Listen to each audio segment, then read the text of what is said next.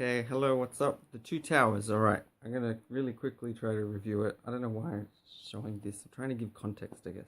I watched the extended edition, so I'm planning on watching Return of the King. I really liked it. It feels a bit different from The Fellowship. I actually think The Fellowship of the Ring is quite self-contained as a movie. It has sort of a start, middle, end. Obviously, it leads into The Two Towers. But The Two Towers feels a bit more just sort of starts and ends. I didn't like part of the start a bit.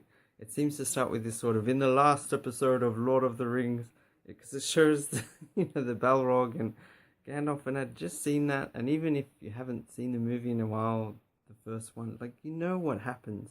And it's a pet peeve of mine when they show the exact same footage, and part of it's just the same footage, and I think that's lame. I don't like that. But it's okay to sort of remind you of that and establish maybe there's going to be a bit of follow up. This is a rough idea of what happened, and then, or it's just a dream that Frodo has. But then that opening is a little bit slow, I find, with Frodo and Sam. One issue with the Two Towers, I find there's a bit of, it happens in every movie franchise. You start getting cycles, and it feels like, well, Frodo and Sam literally go in circles apparently, but it feels like the movie can do that. Like in superhero movies, they always start questioning, I don't know if I could be I'm Spider-Man no more, or I can't be Batman forever. I've got to, like, every time. And there's a few patterns. Like in the Lord of the Rings, there's always characters getting split. There's always characters that die, and then it turns out, oh no, they survived. And it's not fully explained. I'm spoiling it, by the way. But Aragorn, did Arwen save him or something, or did he just dream about her? Some of the flashbacks were confusing, because I was like, when did that stuff happen? I thought she gave him the thing, and I don't fully follow the plot. It reminds me of Twilight, actually, to be honest, although I don't really understand that either. But where you've got this immortal, like the elf and a human, and which is kind of weird. Like, I don't know, they can have children, or, and those half elves, are they filthy mudbloods, or I don't know how all this stuff works. Actually, that's something I should comment on. Like, where did elves? I thought elves were little guys that wear green and red that help Santa. Like, I'm just curious, did Tolkien invent elves, or had it been around for a long time, the mythology, and then he just made a certain version? And dwarves, how long has that been around for? Orcs, obviously dragons. Like, none of this stuff is real, yet it just comes up in different other things like vampires, werewolves. It's just funny to me. I see it as, you have something like zombies are a good example. Night of the Living Dead was a zombie movie. They didn't even call them zombies. It's just a horror movie, an original idea, as far as I know, sort of at the time. And then now it's become standard, and a movie can just have zombies, and it's like, oh, they're zombies, and here are the rules within this movie. I don't get how that's just an accepted thing. Like, I don't know, dragons are made up and elves, but okay, within this movie it has its own rules. Yeah, if Arwen, does she have a choice of, like, if she marries Aragorn, is she sacrificing her immortality, or is that the issue, that he's gonna die and she's gonna live forever, and therefore it's a bad idea for it to have a relationship? I'm not clear on that. I'm sure maybe it's explained somewhere. I actually, to be honest, that's the problem.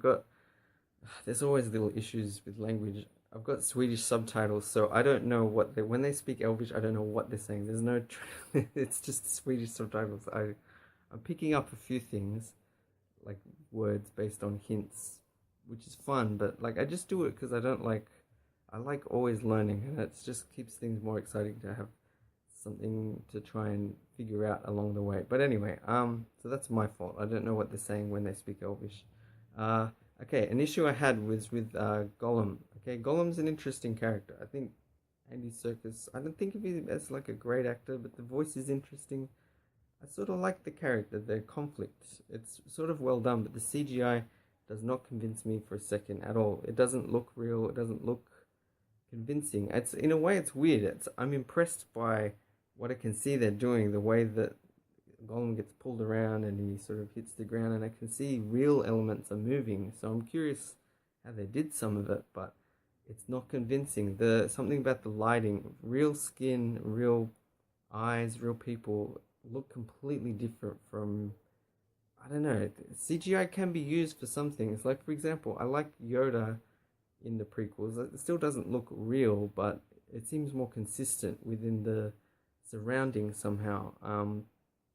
I don't know. I don't know why that is. There's just certain things. Also, the two big giants that push the open the gate doesn't look real, but I mean that's just I don't know. And then the elephants, they look pretty cool. The dragon actually looked much more convincing, and that stuff was awesome. That's something I should really mention. The Two Towers does feel a bit more epic, but I think it's got more flaws to me than Fellowship.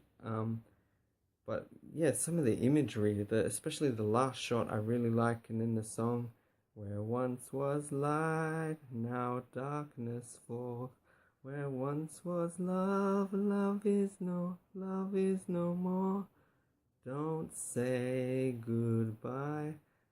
Don't say I didn't try. These good, whatever." It's weird that I know the words because I think it's just that I never notice words in songs. So for me to pick up the words means that they're well written, that they're clearly the diction is clear during the singing. I just think I should comment on that. Music's something I should mention.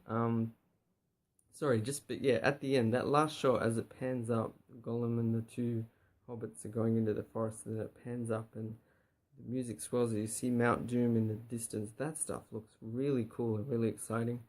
There's a part where Aragorn and Gandalf are looking into the distance, and the Battle of Helm's Deep is over. The battle for Middle Earth has begun, or is about to begin, and that was super exciting. Just this feeling, to me, fantasy is about, and good movies are about this feeling of it should provoke your imagination, make you feel free, feel like there's just, I don't know, space. You see this landscape, you see this distance, and it makes you curious. It feels like a real place, and you're just full of curiosity about what is this place, and it feels more real and exciting than real life. Real life seems so dull, and everyone's so obsessed with it. Like everyone's obsessed with Pokemon Go. It's just depressing. Anyway, okay, so yeah, the music. I want to comment on the music. I like the songs, the pieces of music. They're good, but 2001: A Space Odyssey is considered a masterpiece now. Although critics, I think some of them walked out. They found it pretentious at the time, but it uses classical music. It uses existing pieces, and I don't have as much respect for that as for when John Williams writes original music for the Star Wars movies or for lots of Steven Spielberg movies. I think Danny Elfman's really good. Elmer Bernstein, John Barry's done some very good ones. Did I mention Bernard Herrmann? There's lots of composers I like, but they have to write their own music, and most movies there's little parts where I remember that little bit of music. Randy Newman for the Pixar movies, a lot of the Disney movies. Joe Hisaishi, who did the Studio Ghibli or whatever, Hayao Miyazaki movies and stuff. A lot of that stuff's really good. But anyway, I feel like with the Lord of the Rings, it's just nice music just put over the images. I don't think it's as particular about which theme is used when. A bit like 2001: A Space Odyssey. It's when you've got amazing imagery and beautiful music, it tends to work. You can't really go wrong. But that's where there's a difference between sort of a good choice and a great choice. Maybe the choices of music for 2001 are inspired with Kubrick, but with the Lord of the Rings, I just think, I remember the themes. There's one for Rohan, I guess, or I'm not sure. Ba ba ba ba ba ba ba ba da da da da da ba ba ba nya nya nya nya nya nya nya nya nya nya nya or whatever. And it sounds nice. It sounds really good, and it works, and I feel some connection, but I don't know. I feel like the characters don't have specific themes. I don't associate that music with a specific scene. I can't think of, if you name a moment in the movie, I can't tell you what the music is like. And I have seen the movie at least a few times now, and I do think that's sort of a weakness. With other movies, I can remember, maybe not always specifically, but there is many more specific music cues that I remember for areas and places, and Not so much with Lord of the Rings. It's, you know, 5 or 6 nice themes. I really like the dark theme, the boom, boom, boom, da da da, boom, boom, boom, something like that. And it's 5/4, an interesting time signature, but and it builds up. It's really good, but it's just it gets used and then it gets used later, and it gets used. It'd be like if for the Star Wars, if you know the Imperial March theme was written in Star Wars and it just got used throughout, and that was the only dark theme ever. But there's not. There's like 20 themes that, or I mean, I don't know. And there's other specific pieces of music for specific parts, just as an example. So yeah, good music, but not. In a way, I don't think it's great. I don't think it's a great score, and I think you could easily take some classical music, certain songs, and put it over, and it'd be, you know, people crying, but it's beautiful. It's like that's just what happens. But a great composer can really bring out something more, something specific. There are scenes where I think there could be the music could be darker to bring out a certain quality, and it doesn't do that. It just plays one of the themes. It works fine. But anyway, okay, what else? Yeah, in terms of some other patterns, so there's people missing, and then it turns out they're alive. The hobbits keep getting kidnapped. Merry Pippin get kidnapped by orcs and then by a tree or an ent, tree bid. I really liked the ent stuff. That stuff also, like it's spectacle when you see the tower and the.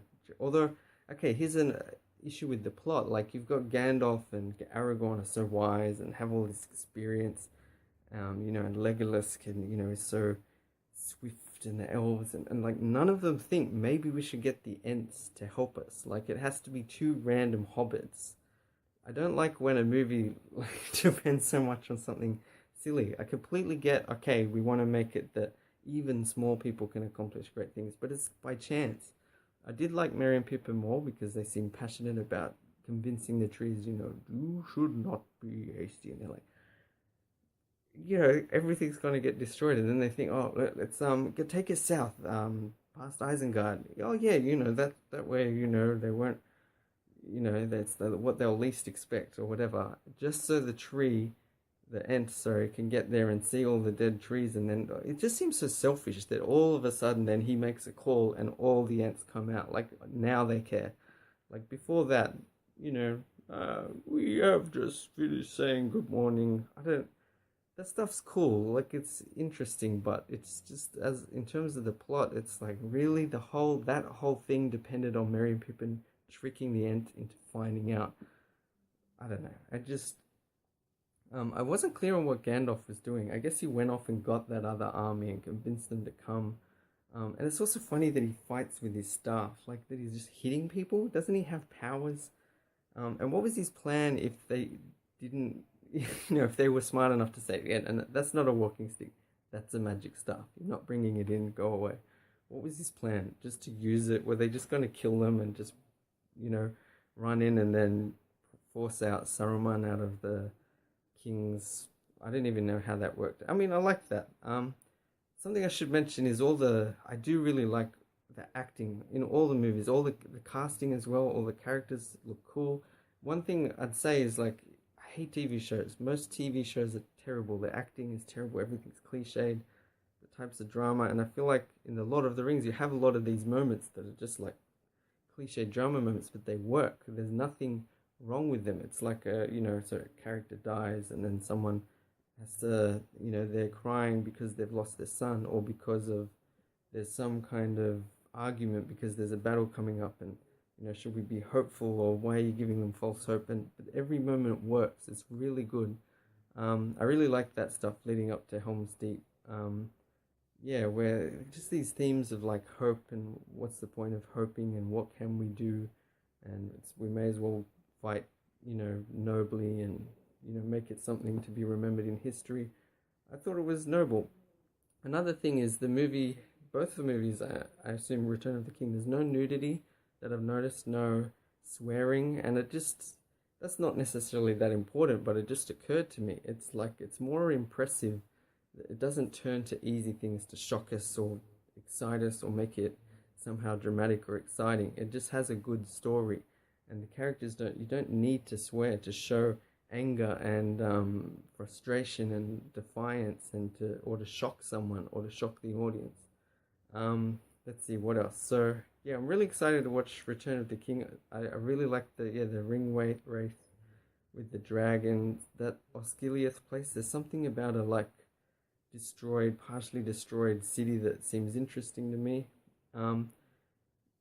Faramir, I felt like that was another issue that repeated. I like his character, but it seems like, he's just the same as Boromir. He just wants to get the ring for himself, and it's like we've seen that. Like apparently that's a bit different from the book, and it seems like they just added that to create more, like as if we've forgotten the power of the ring. I think it's dangerous enough that they're. Oh yeah, another bit when they try to get in, like their plan is just to run into that gate after that huge army. Like that was their plan, and then Gollum suddenly says, "Oh no, no, there's another way." And I hate, that's another pet peeve in movies where characters apparently haven't talked about it. Like, wouldn't you just say, "Wait, hang on, okay, what ways are there to get in? Which way are we going to go, and why?" And Gollum, do you know any other? Or sorry, Schmeagol, and then they mistreat. Or Smeagol sort of feels like he's betrayed, and then they seem very. Sam says, "It's forgotten. You get over it." They see like, where's the compassion? Why Frodo really should be saying, "Smeagol, I'm really sorry," and can't they see Gollum's on that edge between the two sides, and it's really important to be compassionate. Like it seems to be working. They're jeopardizing themselves going into the next movie, but I guess that's the plot. That was an issue. Parts of it felt a little bit contrived, and I didn't like that. At the first movie, it didn't really feel so much. It was more like this. There's this saga. There's this epically evil person and a ring, and what's going to happen. Anyway, I'll leave it there. I'll do a review for the Return of the King as well. Okay, bye.